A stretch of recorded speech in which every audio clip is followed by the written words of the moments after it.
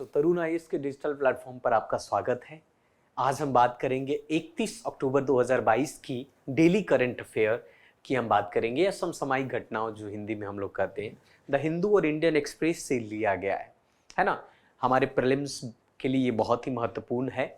तो चलिए देखते हैं एक एक करके कि आज की सबसे प्रमुख जो खबर हमारे एग्जाम के लिए क्या है। सबसे पहला अगर हम बात करें, अगर हम अपने एग्जाम को मद्देनजर रखते हुए हम अगर देखें तो ब्लू फ्लैग प्रमाणीकरण, जिसे आप ब्लू फ्लैग सर्टिफिकेशंस कहते हैं, तो उसके बारे में चर्चा की है। आप सभी को पता होगा कि भाई जो ब्लू फ्लैग प्रमाणीकरण है ये हमारे समुद्र के किनारे जो बीच होते हैं, जहाँ पर हम लोग दार्शनिक स्थल जो है वहाँ पर लोग जाते हैं, तो उसको स्वच्छ रखने के लिए एक तरीके से प्रमाणीकरण किया जाता है। ये जो ब्लू फ्लैग प्रमाणीकरण ये पहली बार 1985 में फ्रांस में आपको ये फ्रांस में इसकी शुरुआत की गई थी 1985 में, लेकिन 2001 के बाद यूरोप के बाहर के क्षेत्रों में भी इसकी शुरुआत की गई। तो ये पॉइंट आपको एग्जाम में आपके प्रीलिम्स के पॉइंट ऑफ व्यू से ये इंपॉर्टेंट हो जाता है कि इसकी शुरुआत फ्रांस में की गई और पहली बार 1985 में। 2001 के बाद जो है ये यूरोप के बाहर के क्षेत्रों में भी इसकी शुरुआत की गई, है ना।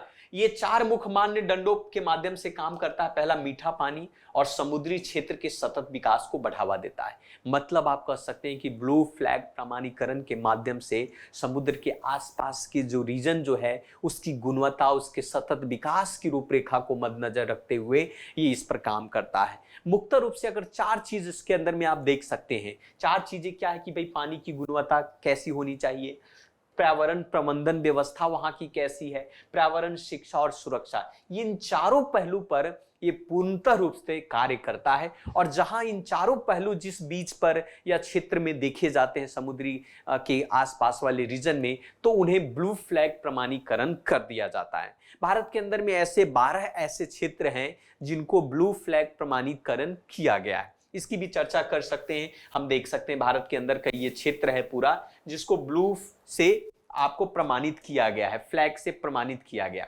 सबसे बड़ी बात तो ये है कि एक प्रश्न आपको ये भी पूछेगा आपके एग्जाम में कि जो प्रमाण पत्र देने वाली संस्था का नाम क्या है। तो प्रमाण पत्र देने वाली जो संस्था है जिसे आप फी कहते हैं, फी जो है पर्यावरण शिक्षा के लिए फाउंडेशंस डेनमार्क स्थित एक गैर सरकारी एनजीओ है। एनजीओ अर्थात नॉन गवर्नमेंटल ऑर्गेनाइजेशन है जिसका नाम है फी, है ना।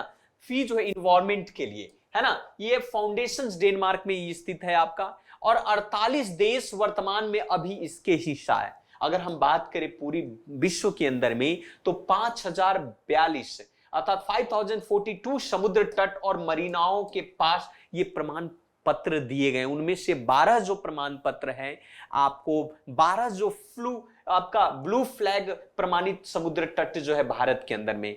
तो ये प्रश्न ये भी पूछ सकता है आपके एग्जाम में कि ये जो 12 जो है भारत के अंदर में उनमें से कौन कौन से हैं। सबसे पहले ये आपका गुजरात में चलते हैं। गुजरात के शिवराजपुर है, घोषाल दीव, दमन दीव का घोषाल है, आपका कासरोकोड जो है कप्पड़ केरला का है, पाडुबड़ी आपका कर्नाटका का है, ऋषिकोंडा आंध्र प्रदेश का है ना, एम गोल्डन ओडिशा का है, राधानगर अंडमान निकोबार तमिलनाडु के आपका कोवलम, और पुडुचेरी में ईडन। ये 12 स्थान जो हैं जिनको ब्लू फ्लैग से प्रमाणित किया गया है। तो ये प्रश्न आपको विकल्प में आपको डायरेक्ट दे दिया जाएगा। विकल्प में ये पूछा जाएगा कि भारत में ब्लू फ्लैग सर्टिफिकेशन कितने दिए गए हैं, तो 12 दिए गए। इनमें से कौन कौन है, या फिर सबसे पहले शुरुआत कहां हुई, या संस्था कौन सी संस्था जो है जो ब्लू फ्लैग प्रमाणित करती है, तो ये फी है। तो इस तरीके से प्रश्न आपके एग्जाम में पूछे जा सकते हैं। चलिए एक हो गया आपका। दूसरा जो है इस साल का,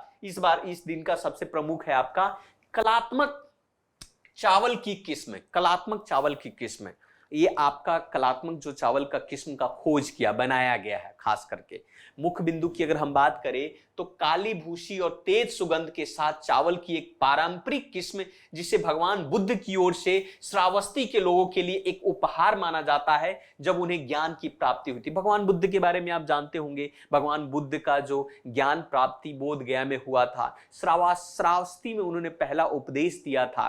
है ना, और कुशीनगर में उनकी मृत्यु हुई थी। तो उन्हीं को एक तरीके से कह सकते हैं कि पारंपरिक कृष्ण जिसे भगवान बुद्ध की ओर से श्रावस्ती के लोगों के लिए एक उपहार माना जा रहा है, ये कलात्मक चावल की किस्म की खोज किया गया। आप इस चीजों को समझ सकते हैं, इसके नाम दिए गए हैं, है ना, और ये दो कलात्मक हैं, नाम दिए गए हैं क्या, इसके बारे में हम सबसे पहले समझते हैं कि भारत के अंदर में चावल से संबंधित रिसर्च करने वाली संस्था है, कृषि से संबंधित रिसर्च करने वाली बहुत सारी संस्थाएं, जैसे भारतीय कृषि अनुसंधान संस्थान, इंडियन एग्रीकल्चर रिसर्च इंस्टीट्यूट ने कलात्मक चावल की 2 बौनी किस्म को सफलतापूर्वक विकसित किया। कितने भाई, 2 का। नाम क्या दिया गया है, नाम दिया गया है नरेंद्र कलात्मक 1638 और दूसरा नाम दिया गया है पूषा नरेंद्र कलात्मक 1652। ये 2 चावल की किस्म के नाम है। प्रश्न पूछ देगा कि भाई आप बताइए इसमें से नरेंद्र कलात्मक 1638 क्या है, चावल है, गेहूं है, दाल है, क्या हो सकता है? ऐसे भी प्रश्न हमारे यूपीएससी के प्रीलिम्स एग्जाम में पूछे जा चुके हैं। दूसरी बात यह कि पारंपरिक कलात्मक चावल भौगोलिक संकेत प्रणाली के तहत संरक्षित भी है, इसे जीआई टैग भी मिला है, जिसे आप ज्योग्राफिकल इंडिकेशन कहते हैं या भौगोलिक संकेत कहते हैं। तो ये ट्रेडिशनल कलात्मक चावल को जीआई टैग भी मिला है और यह जीआई आवेदन में दर्ज भी किया है। भगवान बुद्ध ने श्रावस्ती के लोगों को कलात्मक धान उपहार में दिया था ताकि उसे इस सुगंध को याद रखा जाए। तो ये भी हमारे एग्जाम के लिए बहुत महत्वपूर्ण हो सकता है, इससे संबंधित आपके प्रश्न एग्जाम में पूछे जा सकते हैं। कलात्मक है ना, काफी सुगंधित होता है, ठीक है। चौथा जो समाचार का सबसे प्रमुख है जिसके बारे में हम चर्चा कर सकते हैं कि पानी की गुणवत्ता में सुधार के साथ डॉल्फिन गंगा नदी में लौटी। ये न्यूज है आपका द हिंदू का, इंडियन एक्सप्रेस का है। इनमें से आप कहा गया कि गंगा की डॉल्फिन के बारे में आप जानते हैं भारत की राष्ट्रीय जलीय जंतु है, आप हमारा डॉल्फिन है। डॉल्फिन को विभिन्न राज्यों में विभिन्न नाम से भी जाना जाता है। डॉल्फिन को आधिकारिक तौर पर आप कहे तो 1801 में इसको खोज किया गया था, 1801 में इसको खोजा गया था। और गंगा, ब्रह्मपुत्रा और उससे बनी हुई जो मेघाना है और कर्णफुली, शांगु नदी, इन सभी नदियों में खास करके डॉल्फिन सबसे ज्यादा रहती है। और सबसे महत्वपूर्ण बात तो ये है कि ये अंधी मीठे पानी की प्रजाति है, ये आपका ब्लाइंड होता है, इसके आंख नहीं होते हैं, फ्रीक्वेंसी से हर चीज को मेजर करती है, फ्रीक्वेंसी से ही अपने शिकार को भी पकड़ती है ना। और ये जिस जल में है अगर डॉल्फिन, तो इसका ये माना जाता है, ये प्रमाण माना जाता है कि भाई उस जल शुद्ध और स्वच्छ जल है, अर्थात मीठे पानी वाला जल है। तो गंगा में अगर डॉल्फिन है, इसका तात्पर्य यह है कि गंगा के पानी में सुधार आ रहा है, मतलब मीठे पानी में अक्सर ये रहता है। दूसरा बात, इकोलोशंस का उपयोग करते हुए अल्ट्रासाउंड उत्सर्जित ये करता है अपने आप प्रे के लिए आप कह सकते हैं, या अपने भोजन को पकड़ने के लिए। और हमारे भारत देश की राष्ट्रीय जलीय जंतु है जिसे भारत सरकार द्वारा 2009 में इसको घोषित किया गया था। लेकिन सबसे बड़ी बात यह है कि ये सबसे ज्यादा खतरा इसके लिए ये है कि जिस प्रकार से हम नदियों पर बांध बना रहे हैं, जिस प्रकार से नदियों को प्रदूषित कर रहे हैं, जिस प्रकार से नदियों पर आप कह सकते बाई कैच बना रहे हैं, तो ऐसी स्थिति में इसके लिए खतरा उत्पन्न हो सकता है और ये प्रजाति धीरे धीरे वहां से विलुप्त हो सकती है।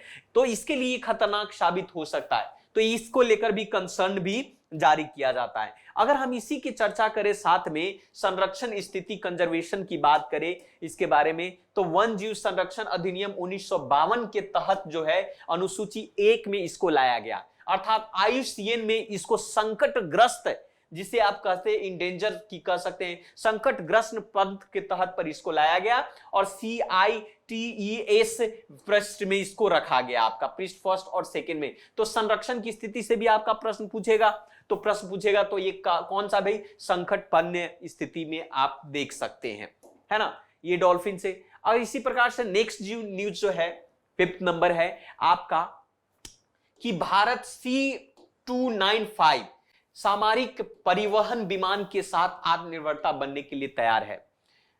सामरिक का मतलब ये होता है कि भाई फाइटर प्लेन्स की बात कही जा रही है, तो भारत के अंदर में फाइटर प्लेन्स का विमान जो है उसके साथ आत्मनिर्भर भारत में डेवलप किया जाएगा और जिसके साथ भारत जो है आत्मनिर्भरता की ओर जाएगा। सबसे बड़ी मुख्य केंद्र ये है कि ये सामरिक जो परिवहन विमान है जिसमें मूल रूप से स्पेनिश विमान निर्माता के द्वारा इसको निर्मित किया गया था, लेकिन इसकी क्षमता 5 से 10 टन है और अधिकतम गति 480 किलोमीटर प्रति घंटा के उड़ान से ये चलता है ना। इसमें rear ramp door, para dropping और शॉर्ट रनवे टेक ऑफ कर सकता है। बहुत ही छोटे रनवे पर भी ये उड़ान भर सकता है।